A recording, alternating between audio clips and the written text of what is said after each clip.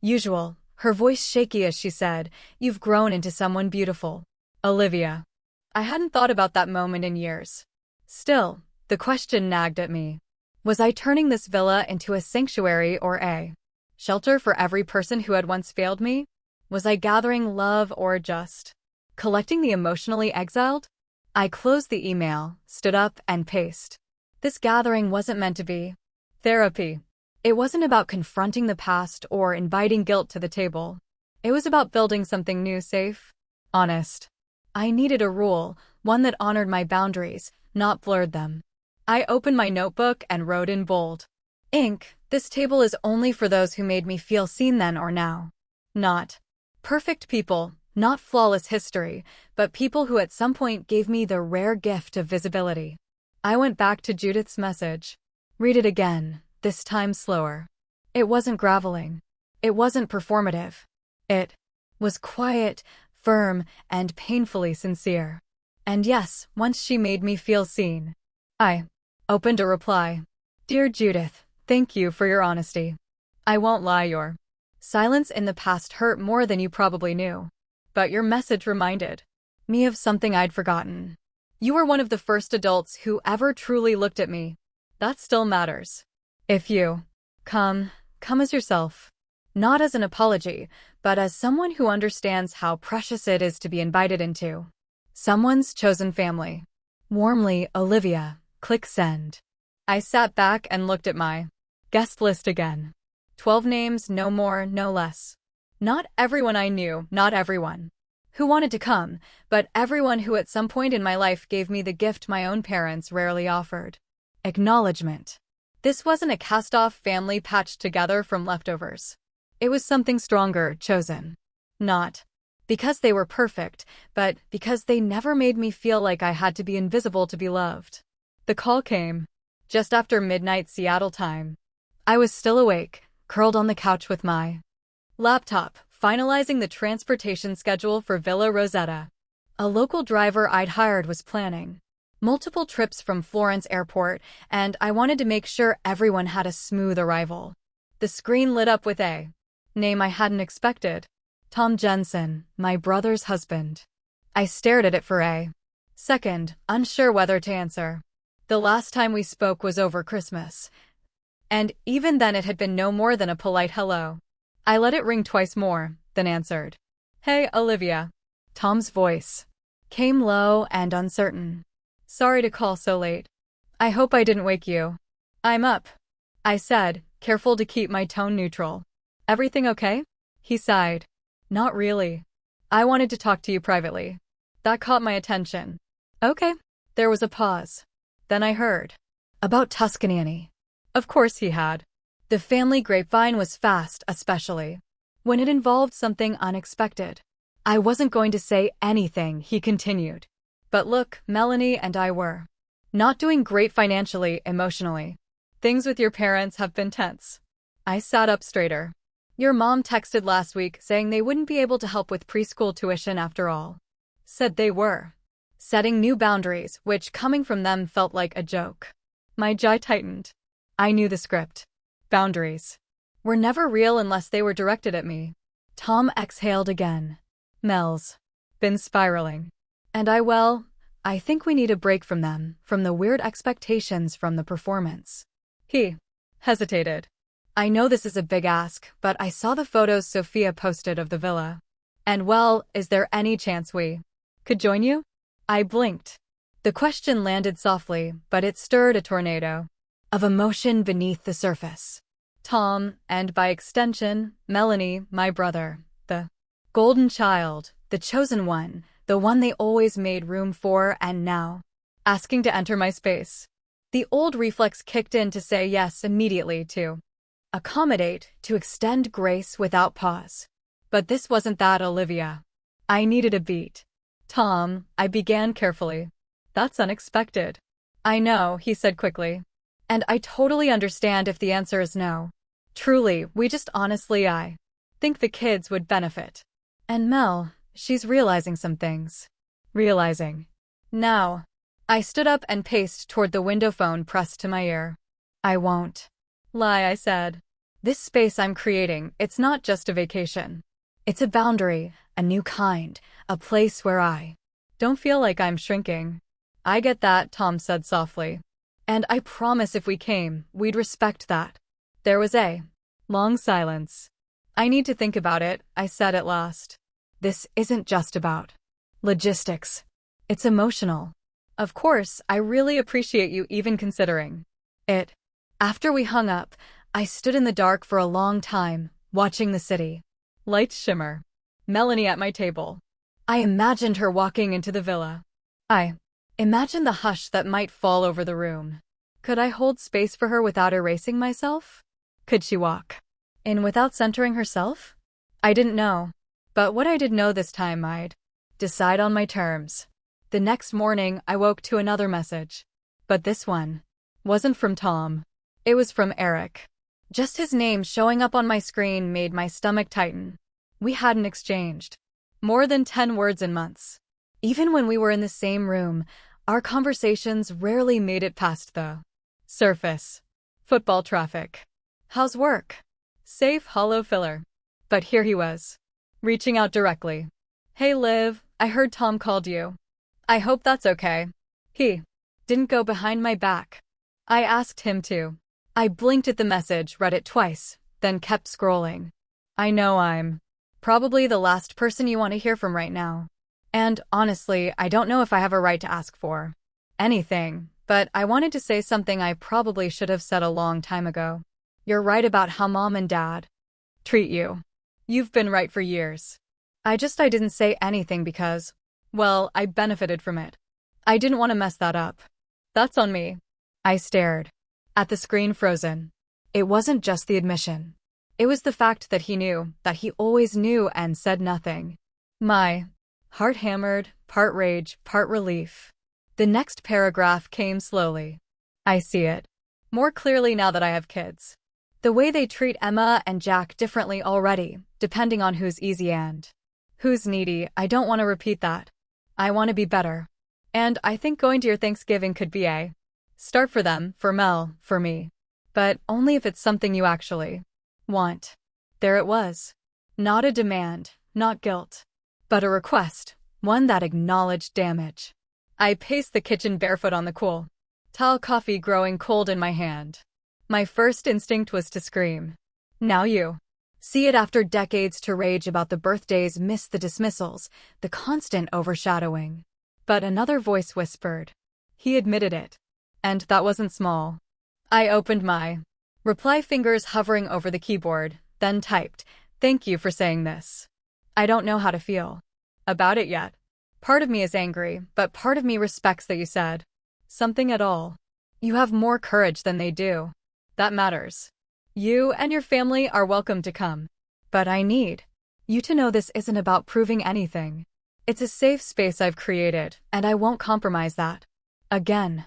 I hesitated, then added one more line. "Trust will take time, but this could be a step." Click send. I returned to my notebook, flipped to the guest list, and underlined Eric's name with a fine tip pen.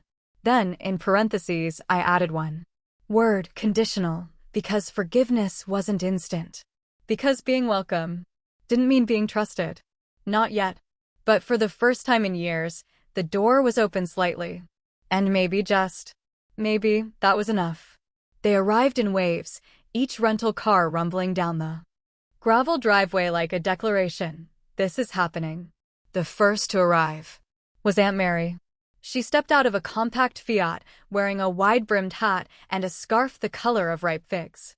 She stood for a moment, taking in the villa with soft eyes, then turned to me and said, "This place is a poem."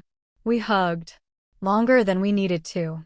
By mid-morning, the courtyard was alive with motion, laughter echoing off the stone walls, suitcases bumping over cobblestones, voices calling out names, not in obligation, but in delight. Sophia and Jordan arrived next, trailing 2 oversized bags and a case of Tuscan wine. We brought too much, Sophia grinned. But also not enough. Aunt Janice and Uncle Pete showed up with hand-woven baskets full of Vermont maple candy and wool socks just in case Tuscany gets cold. Each guest brought something, and not just gift stories. Affection presents. There was no hierarchy here. No main table or side table, no whispered seating charts. Just one long farmhouse table under a canopy of fairy lights and enough folding chairs to make space for everyone. For the first time in my life, I felt like the center of something good. Not because I was loudest or most broken, but because I had made this moment possible. Villa Rosetta was no longer just mine. It was ours. By early afternoon, scents of roasting squash and herbs filled the air. Sophia had taken over the suite. Potatoes Max was crafting an experimental stuffing with pancetta, and Jordan had declared himself potato saw. I was in the kitchen checking oven times when Donna peeked in. "Your brother's here." My breath caught. I wiped my hands on a towel and walked out, heart thudding. The sun was starting to dip, casting gold across the vineyard. A sleek black rental SUV sat idling in the drive. The door opened and Eric stepped out first. He looked older than I remembered, tired, but his eyes, when they met mine, were steady. "Hey," he said. "Hey." Melanie got out next, followed by Emma and Jack. The kids sprinted ahead, wide-eyed at the villa. Melanie hung back, arms crossed, watching. It wasn't hostile. It was uncertain. We walked toward each other. Slowly.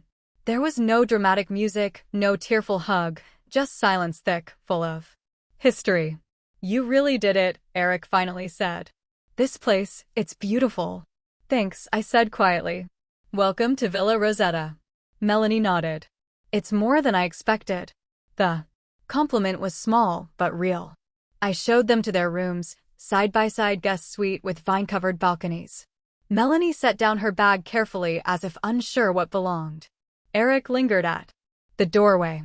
"Thanks for letting us come," he said. I nodded, then added, "Thank you for asking the way you did." He looked down. I meant what I said. All of it. "I know." We stood there a moment, longer before Emma's voice broke the tension. "Mom, there's a swing." Melanie smiled faintly. "Go. We'll catch up." They left, and I exhaled for the first time in hours. It hadn't been warm. It hadn't been easy, but it had happened.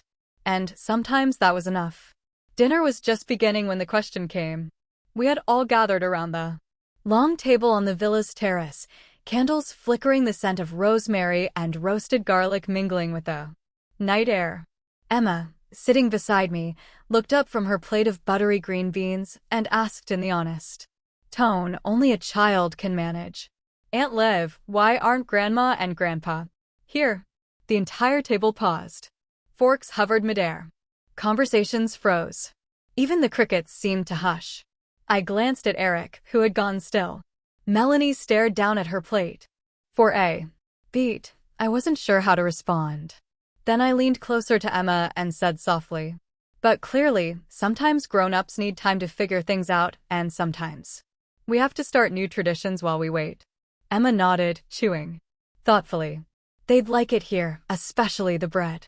The table exhaled. Laughter, bubbling up like steam from a teapot. The moment had passed, but something had shifted. The unspoken was now spoken, and strangely it made everything feel lighter. Later, as dessert arrived, pumpkin tart, fig galette, and a too soft but earnest attempt at pan pie, Eric stood up. He cleared his throat, holding a wine glass in one hand. "I don't usually do speeches," he said, eyes scanning the group. "But this one's overdue." The table fell silent again, though this time with anticipation. I've spent most of my life thinking of Olivia as well, the strong one, the one who didn't need help. And because of that, I didn't see how often she was left to carry everything alone. He looked directly at me. "I'm sorry for that, for all of it. But more than anything, I'm grateful for this dinner. For this space, for this version of family." He raised his glass to Olivia for building something we all needed, even if we didn't know it. A quiet chorus of "to Olivia" followed, glasses clinking gently. I tried to speak, but emotion caught in my throat. Then Sophia, my cousin from Chicago, stood and pulled a folded piece of paper from her purse. I Wasn't going to read this, she said, smiling nervously. But I wrote it when I was 15. I found it last week stuffed inside a notebook. She unfolded the page. Dear Olivia, she read aloud. You probably don't know this, but you're my favorite cousin. Not because you bring cool gifts or tell the funniest jokes, but because you always notice when someone's left out. You sit next to the kid no one talks to. You help clean up when the grown-ups disappear. You're like this quiet flashlight that makes people feel seen. I want to be like you when I grow up. She looked up, eyes glassy. I guess I still do. I didn't cry often, but that night I did. Not because of guilt, not because of pain, but because I had never felt so seen, not by strangers, not by admirers, but by. They said they needed space, so I gave them an ocean. When my parents texted me to sit this Thanksgiving out so they could have a peaceful holiday with my younger brother's family, I replied with one word, enjoy. What they didn't know was that I had just purchased a centuries-old villa in Tuscany. What they never imagined was that this villa would become the centerpiece of the most unforgettable Thanksgiving our family had ever seen. This isn't a story of revenge. It's about rebirth, boundaries, and the painful beauty of choosing yourself after a lifetime of being the forgotten daughter. Let me take you to the moment everything changed. The message came through at 8:42 a.m. on a Tuesday. I remember the exact time because I had just poured my second cup of coffee and was reviewing quarterly forecasts on my laptop. My mother's name popped up on my screen and I smiled instinctively already, imagining what kind of last-minute Thanksgiving errands she needed help with. I was expecting a question about wine pairings or my travel itinerary. Instead, I read the text 3 times in disbelief. Hi, sweetheart. Your dad and I were thinking we want a quiet Thanksgiving this year. Just Eric and his family. Maybe you could sit this one out. We need a little space. Hope you understand. Love you. 6 sentences. Casual, almost sweet, and yet they sliced through me like glass. I stood still, the mug warming my hand, but the rest of me suddenly cold. My brain tried to rationalize. Maybe they were overwhelmed. Maybe it was temporary. Maybe. But no. The words were clear. I was being uninvited. Not just to dinner, to belonging. I set the mug down without drinking. My hands were trembling in that soft, silent way only heartbreak causes. The kind of shake you don't even notice until your fingers fumble. For a full minute, I didn't move, didn't breathe. Then I typed a single word in reply. Enjoy. No punctuation, no smiley. We've always loved you, maybe, I said, voice tightening. But love without acknowledgement feels a lot like neglect. Silence. I continued. Heart racing. You never came to my grad dinner. You left my promotion party early. You never asked about my job. Unless it involved Eric. You constantly said I was so capable. As if that excused ignoring me. Olivia, no. Let me finish. I stood stepping toward the railing, gripping it like an anchor. I've spent my life being the strong one, the reliable one, the invisible one. And I accepted it because I thought that's what daughters do. I thought if I just kept earning more, achieving more, you'd finally see me. I heard her sniff. We didn't mean to hurt you, your brother. He needed more. He still does. And what about me? I asked. Did you ever stop to think I needed you? There was a shuffling sound, then my father's voice. Olivia. We saw the pictures. His tone was flat, unreadable. So, you know, I said yes, and we were surprised. You were surprised that people wanted to be with me? I asked that I could create something beautiful. Without you. No, he said, then paused. Surprised that we weren't invited? I laughed. A short, hollow sound. That's the problem.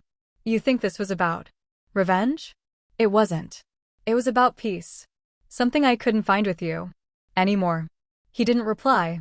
Then I heard Eric's voice. She's right. My father said nothing. Eric continued steady and clear. She's been right for a long time. We all saw it. We just didn't say anything because it was easier. The line went so quiet. I could hear the wind rustling through the olive trees. Finally, my mother whispered. I didn't realize. I thought. You were fine. I wasn't, I said. But I learned to look like I was because that was the only way to survive. I'm sorry, she said. The words came fragile as if she didn't know what to do with them once they left her mouth. I didn't rush to fill the silence. Sometimes broken things deserve to echo. The silence on the line stretched long enough to feel permanent. Then my father spoke again.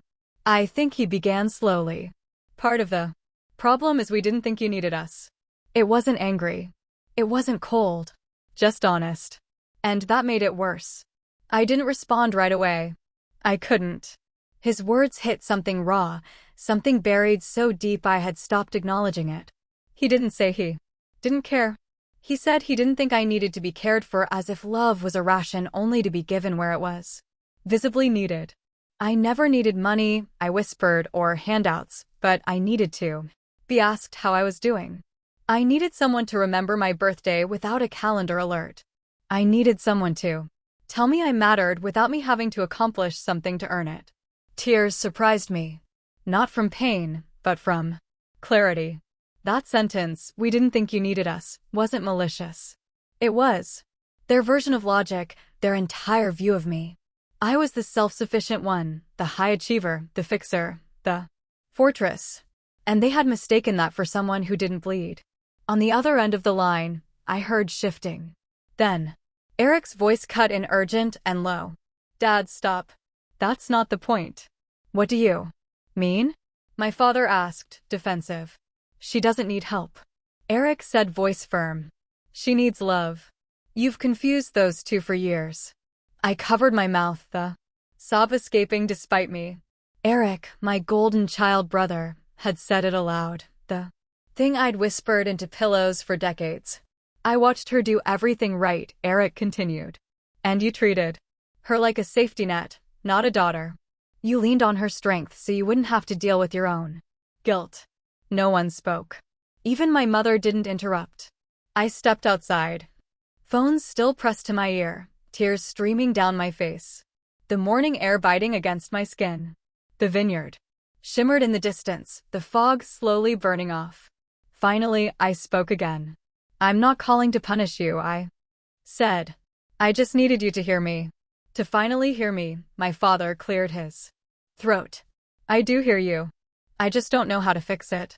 I'm not asking you to fix it, I replied. I'm asking you to see it.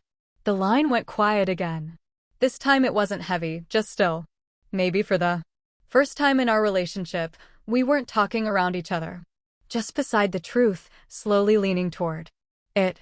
We'd like to come next year, my mother said softly. If you'll have us. I let that sit. I wasn't ready to say yes, but I wasn't ready to say no either.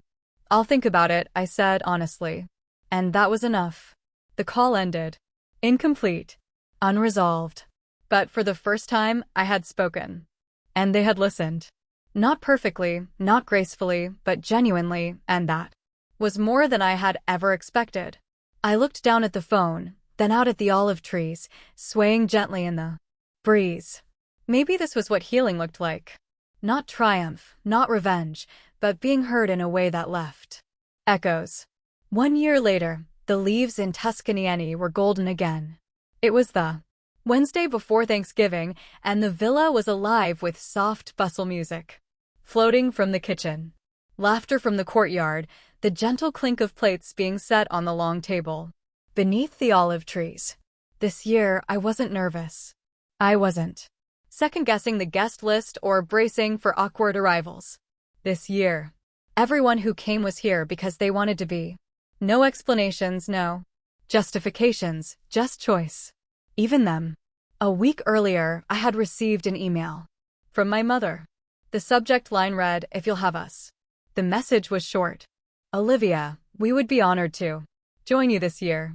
If it's not too late, we understand if not, but we'd love to see where you've built something so beautiful. Love, Mom." It had taken me a full day to decide. I walked the villa grounds, reread the letter, even called Aunt Mary to talk it through. "You can say no," she reminded me gently. "Or you can say yes and make it on your terms. I chose yes. But this time, the invitation didn't come with the expectation of forgiveness. It came with boundaries. They would stay in the guest house. They would arrive after everyone else and leave before the weekend. There would be no passive-aggressive jokes, no comparisons, no pretending everything was fine. I had emailed them those expectations in writing. To my surprise, they replied with one sentence, "We understand, and we're grateful for the chance." And now, as the rental car pulled up the gravel path, I felt something I didn't expect. Not anxiety, not dread, but readiness. My mother stepped out first, holding a small bouquet of lavender and dried olive branches. My father followed, carrying 2 bags and a bottle of wine.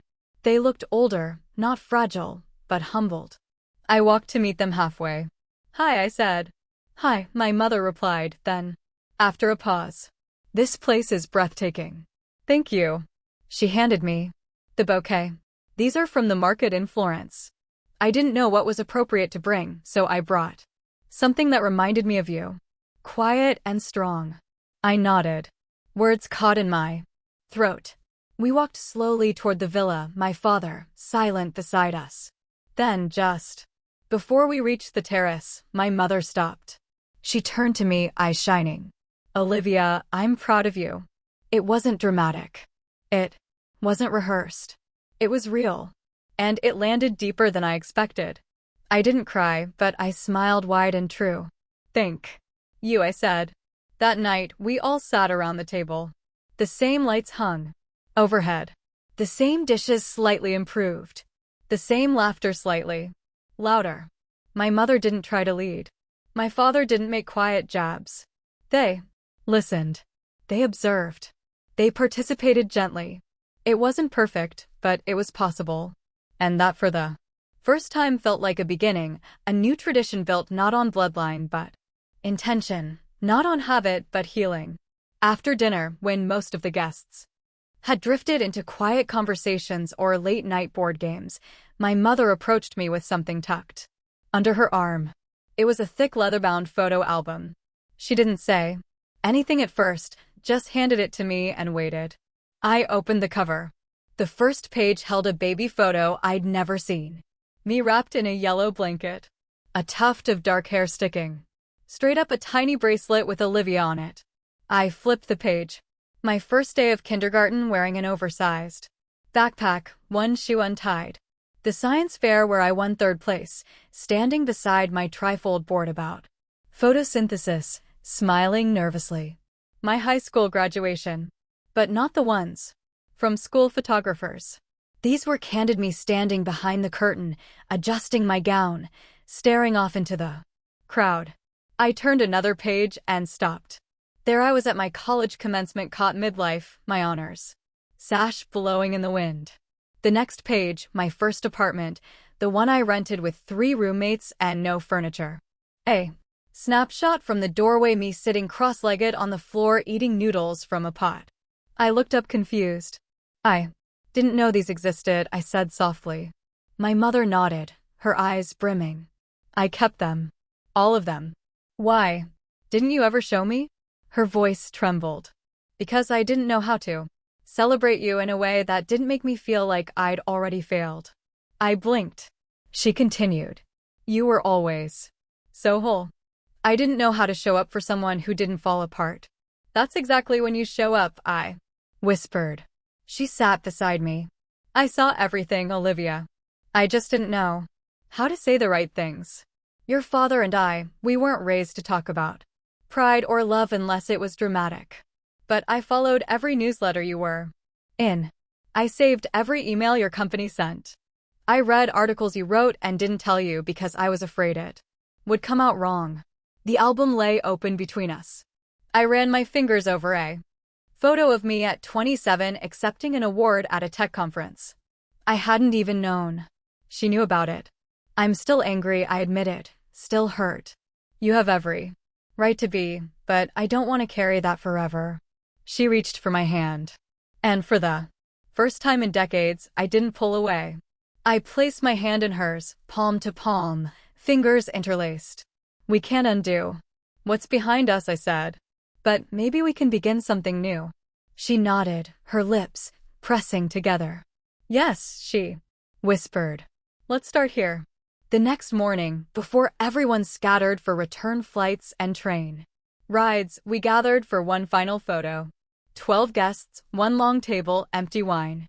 Bottles, full hearts. Eric stood beside me. Aunt Mary had Emma on her lap. My parents sat in the middle, not centered, but present. Sophia held up her phone, angled just right. Okay, say it loud, she grinned. What? Someone asked. She smiled. Say the family we chose to rebuild. We did. Click. The image went viral in our private group chat. But when Sophia posted it to her feed, she added a caption that needed no filter. Not the family we were given, but the one we chose to rebuild. And I, Olivia Jensen, smiled into the lens like someone who had finally stepped into her own frame. Face, no anger, just quiet resignation. I set my phone face down and stared out the window of my Seattle apartment. The sky was its usual November gray, but it felt heavier that day, more personal. They had made their choice, and for once, I wouldn't chase after an explanation. It wasn't the first time I'd been an afterthought, but it was the first time they had said it out loud. I thought back to every Thanksgiving past. The early years when I was the one helping Mom in the kitchen, setting the table, managing the chaos. Then Eric would arrive late with some last-minute drama, car trouble, forgotten dish, crying toddler, and suddenly the entire focus would shift to him and I would become invisible. I remember the Thanksgiving when I brought home a boyfriend for the first time. I'd spent hours prepping him. Dad loves football. Mom likes stories about Italy. Don't mention politics, only for my parents to seat us at the kids' table. Because we ran out of room. They had given the main table seats to Eric's in-laws. That boyfriend broke up with me 2 weeks later, citing my family's dynamic as one of the reasons. He said I turned into someone else around them. Smaller, quieter. He wasn't wrong. I remembered birthdays where they forgot my favorite cake flavor. Graduations where they left early because Eric's kid had a recital. Promotions that were nodded at and moved past. They never meant harm. I told myself they were just focused on who needed them more. But when you're the one who never needs anything, eventually you start to wonder if that's why they stopped seeing you at all. In my family, being the strong one was a double-edged sword. I was praised for being capable, for figuring things out on my own, for never causing trouble. But somewhere along the line, capable became invisible and reliable turned into optional. I had spent years earning degrees, building a career, owning my life, but none of that was interesting to them. I had no husband, no children, no crisis, just accomplishments. And apparently accomplishments weren't very festive. Looking back, I realized they'd been prepping me for this exclusion for years. The tiny comments, the subtle choices, the way my needs were always secondary or sometimes not considered at all. But this was the first time they didn't even pretend. And somehow that honesty hurt the most. I turned my chair slowly back to the window facing the life I had built. Floor to ceiling shelves lined with books I loved. Art I had collected, a kitchen I'd designed myself. Everything here was mine. Chosen, built, earned. But for the first time it felt hollow. Not because I was alone, but because the people who were supposed to know me best had just confirmed they didn't want me there. I closed my laptop, stood up, and walked to the balcony. The city hummed below me, unaware. I took a deep breath and whispered out loud, so this is how it ends. But even as I said it, something else flickered inside me. Something low and quiet and unfamiliar. Not anger, not grief, but clarity. For weeks I had been planning the reveal. It wasn't just a vacation home. The villa in Tuscany was my dream turned real, stone walls, bathed in golden light. A kitchen that begged for laughter, a vineyard that whispered of legacy. I'd fallen in love with the region during a college semester abroad. And ever since I'd made it my goal to one day return, not as a tourist, but as a creator of tradition. And now I had the keys. I had imagined It all flying home for Thanksgiving, walking into the house with a carefully wrapped portfolio of photos, uncocking a bottle of Italian red-eyed hand carried across the ocean and saying, "Surprise! I bought a villa. Let's spend next Thanksgiving there." A gift to the family, a beginning of a new chapter. I even had custom invitations designed for a villa reveal brunch the Saturday after Thanksgiving, featuring watercolor sketches of the property. I was going to make my parents proud. I was going to finally be the center of something. That morning, the invitations were sitting in a neat stack on my kitchen counter, tied with a silk ribbon. 10 minutes before the text came. My laugh startled even me. It wasn't bitter. Not exactly. It was that quiet, breathy sort of laugh that happens when the punchline to a long, cruel joke finally lands. "They finally said it," I whispered aloud. They finally said it out loud. I picked up one of the invitations and held it between my fingers, staring at the words I had agonized over. "Join me in celebrating a dream realized." How foolish I felt now, not for buying the villa, not for dreaming, but for believing that this time it would be different. I set the card down and leaned against the counter, suddenly calm. There was a strange comfort in their honesty. No more ambiguity. No more reading between the lines. This time they had used their words to tell me exactly where I stood outside. And in that clarity, something inside me shifted. I walked to the bookshelf and pulled down the brown leather-bound notebook I used only for personal projects. I hadn't opened it in months. The last entry was a list of baby names for a child I once thought I'd have. Flipping past it, I found a blank page and wrote across the top in bold capital letters, "Thanksgiving Plan B." I stared at the words for a long moment. What did Plan B look like when Plan A was finally undeniably dead? I didn't know yet, but I knew it wouldn't include sitting in my apartment eating store-bought stuffing while pretending not to scroll Instagram. It wouldn't be me invisible again, shrinking to fit into the shape of their absence.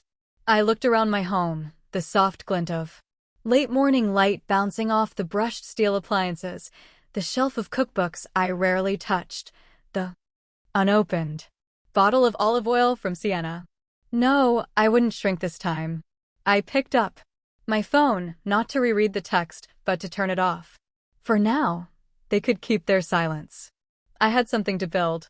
For the first time since reading my mother's message, I smiled without irony because now the rules had changed. It wasn't always this obvious.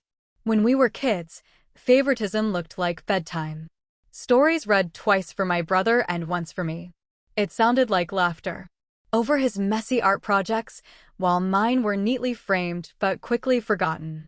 It felt like being told, "You're so mature for your age, Olivia. Eric still needs more of our attention right now." Back then, I told myself it was normal. That's just how families work, right? The younger kid gets more help. The girl is expected to be more independent. The quiet one gets less fuss, but small patterns deepen into grooves and grooves become trenches. And by the time I turned 18, I was already conditioned to not expect too much. Eric was 3 years younger and eternally in need. He had trouble with school, with friends, with follow-through. But he also had charm, a kind of puppy dog vulnerability that made people forgive him quickly. I was the opposite: reliable, self-managing, invisible. I got straight A's. I got into college on a scholarship. I got a job right out of graduation. There were no meltdowns, no crises, no last-minute rescues. And somehow that made me less interesting. I remember my high school graduation vividly. Not because it was momentous, but because my parents left before the dinner I had booked. Eric had a stomachache. "He's not feeling great," Mom had said, gathering their coats while I stood in my new dress, still holding the honors cord around my neck. "We'll make it up to you tomorrow." They didn't. Then came college. I worked 2 part-time jobs to cover what my scholarship didn't. Eric, meanwhile, got a full ride from Mom and Dad, even though his grades barely scraped by. "He just needs a little boost," they explained. "You're so responsible, Olivia. We know you've got this." After college, when I landed my first real job, I bought a modest used car with cash I had saved. 2 months later, Eric crashed his second car. My parents bought him a new one the following week. We can't let him be without transportation, Dad said. It would throw him off completely. When I was promoted to senior product lead at 27, I hosted a dinner. My parents showed up late and left early to babysit Eric's kids. Family is complicated, Mom said when I tried to talk about it afterward. It's not that we don't care about your achievements, sweetheart. It's just that Eric, well, he needs more from us. I started keeping a list, not on paper, but in the quiet parts of my brain. All the moments they said one thing and did another. All the times they didn't show up, didn't notice, didn't ask. It was my coping mechanism, a way to make sense of the dissonance. Like the Christmas when I gifted them custom-framed photos from a family trip I'd organized and paid for. They unwrapped them, smiled vaguely, and then spent the next hour fing over the macaroni crafts Eric's 4-year-old son had made. This is so creative, Mom had squealed. He's going to be an artist.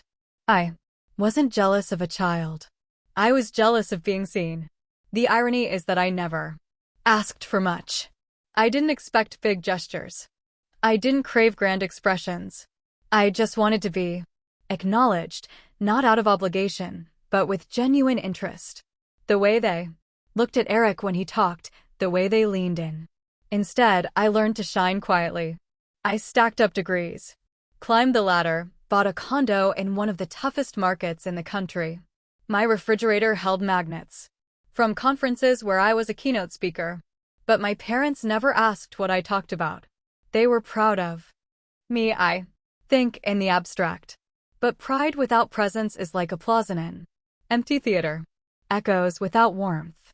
So when that text came telling me to sit this one out, it didn't feel like the beginning of something new. It felt like the final entry in a story I'd been writing since birth. It wasn't just family gatherings that made me feel erased. My last serious relationship had ended 3 years ago. His name was Nate, and for a while I thought he might be the one. We met at a design thinking workshop in Vancouver. He was funny, grounded, and listened in a way that felt rare. We dated for nearly a year. He'd come to my apartment for dinner, leave his guitar by the door, and ask questions that made me feel interesting. But then came Thanksgiving. I brought him home, nervous, but hopeful. Maybe this time they'd see me differently with someone by my side, a future in the making. Instead, my parents barely acknowledged him. Dad grilled him on his job. He was a creative consultant, and Mom asked if he planned to get something more stable. During dinner, they seated us at the kids' table again, while Eric's in-laws occupied the seats of honor. Nate tried to brush it off with a joke, but I saw the tension in his jaw. On the drive home, he was quiet. When I asked him what was wrong, he finally said, "I hate how they treat you." I tried to laugh it off. They're just old-fashioned. They don't mean anything by it. But he didn't laugh. You shrink around them, he said softly. You become this version of you that's smaller, less certain. And I hate watching that. We broke up a few weeks later. His reason wasn't cruel. It was honest. I want a partner who feels safe. In her own family, he said. And I don't think you do. It was the first time someone had named it out loud. The emotional erosion I had accepted as normal. After that, I stopped dating. Seriously, what was the point if the people who raised me couldn't even recognize my worth? That memory came rushing back as I sat at my desk, flipping through old folders on my laptop. I wasn't sure what I was looking for until I found it. An email from my mother dated 5 years ago. Subject about Eric. Hi, honey. It began. I just wanted to check in about Sunday.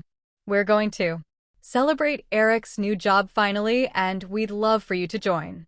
It might be more low-key than usual, so don't feel obligated to bring anything fancy. Just your presence is enough. Eric's had a rough few years. You know how it is. He just needs the support right now. You're always so strong. We know you'll understand. Love, Mom. I stared at the sentence. You're always so strong. We know you'll understand. That line had been repeated to me in different forms my entire life. Translated, it meant, you'll survive being overlooked. Back then, I'd smiled at the message. I even replied with a cheerful, of course, and baked a lemon tart. I had thought that was grace. But now I saw it differently. I had been raised to think that strength meant silence, that independence meant invisibility, that love meant carrying the weight quietly. And in doing so, I had made room for everyone but myself. After Nate left, I started therapy. For a year, I went every Thursday talking about boundaries, childhood patterns, emotional labor. But one day, I led a session and never rebooked. Why? Because I had convinced myself that nothing would change. That acceptance was easier than disappointment. But sitting here now, uninvited, forgotten, yet finally clear, I realized something. I didn't want acceptance. I wanted liberation. I reopened my email. At the top of my contacts list was Aunt Mary, technically. My great-aunt, my mom's father's sister. She lived in Vermont, sent handwritten cards on my birthday, and once when I was 10, wrapped me in a warm wool shawl. And whispered, "You're not invisible to me." She had never married, never had kids, but always made time to visit when she could. One Thanksgiving when I was 22 and stranded due to a work emergency, she was the only one who called to say, "I wish you were with us." My hands didn't hesitate. Subject, a different kind of Thanksgiving. "Hi, Aunt Mary. I'm hosting something special this year, far from the usual. A quiet place, a beautiful villa in Tuscany, and I would love for you to be the first to join me. No obligations, just real warmth and a table where everyone is seen. Love, Olivia." Click. Send. The first time I saw Villa Rosetta, I cried. Not a sob, just a slow, startled release of breath that somehow became tears. Nestled in the rolling hills of Tuscany, the villa sat like a watercolor against the horizon. Pale stone walls kissed by ivy, terracotta roof, weathered by centuries, and windows that blinked like eyes full of stories. A narrow gravel road curved through olive groves to a wrought iron gate beyond, which lay a courtyard shaded by cypress trees and scented with rosemary. It had taken me 3 years of searching, 2 years of saving, and a few seconds to say yes. The main house had 5 bedrooms, each unique, one with hand-carved beams, another with a clawfoot tub beneath an arched window. A guest house stood a few meters away, perfect for couples or early risers. But it was the kitchen that sold me, large open, filled with light and silence. A hearth wide enough to roast a turkey, shelves deep enough for herbs and hope, and a table long enough for family. If they had wanted to come, it didn't matter anymore. Villa Rosetta wasn't a consolation prize. It was a declaration. And I was going to fill it with people who saw me, not out of obligation, but because they chose to. I opened a fresh page in my leather-bound notebook and wrote guest list at the top. The names came easily, Aunt Mary, of course. Then, Uncle Pete and Aunt Janice, Dad's older brother, and his wife, who always slipped me extra dessert when I was a kid. Cousins Max and Dana, now living in Amsterdam, both quick with laughter and gentle questions. Sophia and Jordan, my mother's nieces, who had more than once texted to say, "Thinking of you," after family dinners I hadn't attended. Each name I wrote brought a memory, not of grandeur or favors, but of presence. People who noticed when I wasn't in the room, who asked how my work was going, who celebrated quietly with cards, texts, small kindnesses, 12 names in all, 12 people who had made me feel seen. In a lifetime of near invisibility, I drafted an invitation email subject to Thanksgiving far from ordinary. Dear family, this year I'm hosting something different. A gathering in Tuscany at my new villa, a place I've dreamed of for years. There will be food, warmth, space to breathe, and no assigned seats. Just room for us to be fully ourselves. If your heart says yes, I'd be honored to have you here. Love, Olivia. Within 2 hours, replies began pouring in. Max Tuscany, are you serious? Count us in. Dana already packed her camera. Aunt Janice. Oh, Olivia, this sounds like heaven. We'd be delighted. Sophia girl. Yes, I'll bring wine and tears and hugs. Even Uncle Pete, never one for long. Emails responded with about damn time someone changed the tradition. I stared at the screen overwhelmed, not because they said yes, but because they said yes so fast, so easily, as if coming to my Thanksgiving wasn't an obligation, but a gift. And maybe it was for them and for me. By evening, I had already begun planning menus with Italian twists on American classics, guest rooms labeled with handwritten tags, playlists with a mix of jazz, folk, and a few cheesy holiday songs. I ordered fresh linens, made a spreadsheet for airport pickups, and contacted a local chef to assist with prep. But above all, I poured myself into the vision. Not for revenge. Not to prove anything, but to create a table I'd never been offered, one with no power games, no shrinking, no pecking order, just food and light, and people who came because they wanted to. Because sometimes the family you build from fragments is stronger than the one you were born into whole. The 12th reply came from someone I hadn't expected. Subject: Olivia, may I come? It was from Judith, my mother's childhood best friend. A woman who had been like an aunt to me growing up until distance and silence grew between us. She was at every birthday party I remembered until I turned 13. Then slowly she faded from the picture, just like so many others who once stood beside my mother. I opened the email cautiously. I saw your invitation from Sophia. She mentioned you'd be hosting a Thanksgiving in Tuscany. I won't lie, I hesitated to write. I know we haven't spoken in years, and I imagine you carry reasons for that, but I wanted to reach out anyway because I want to tell you something I never had the courage to say. Your mother and I were like sisters once, but I watched her treat you in ways I couldn't understand.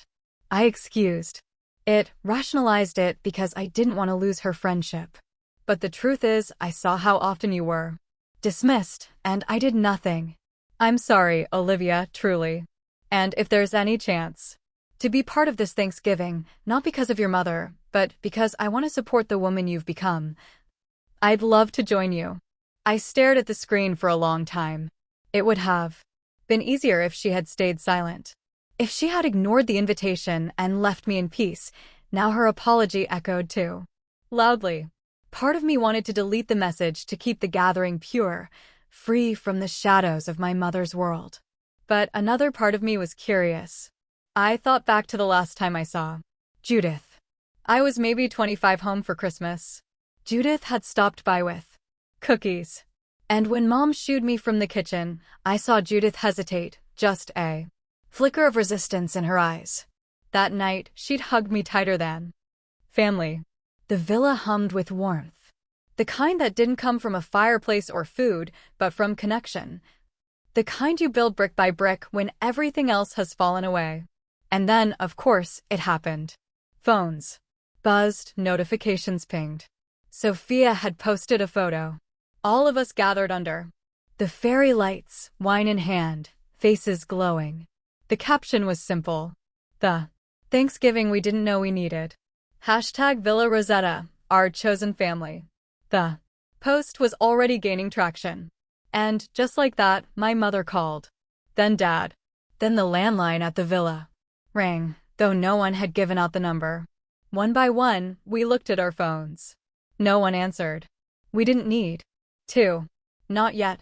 The morning after Thanksgiving, I sat alone on the villa's back terrace, cradling a mug of strong Italian coffee, watching mist drift across the vineyard.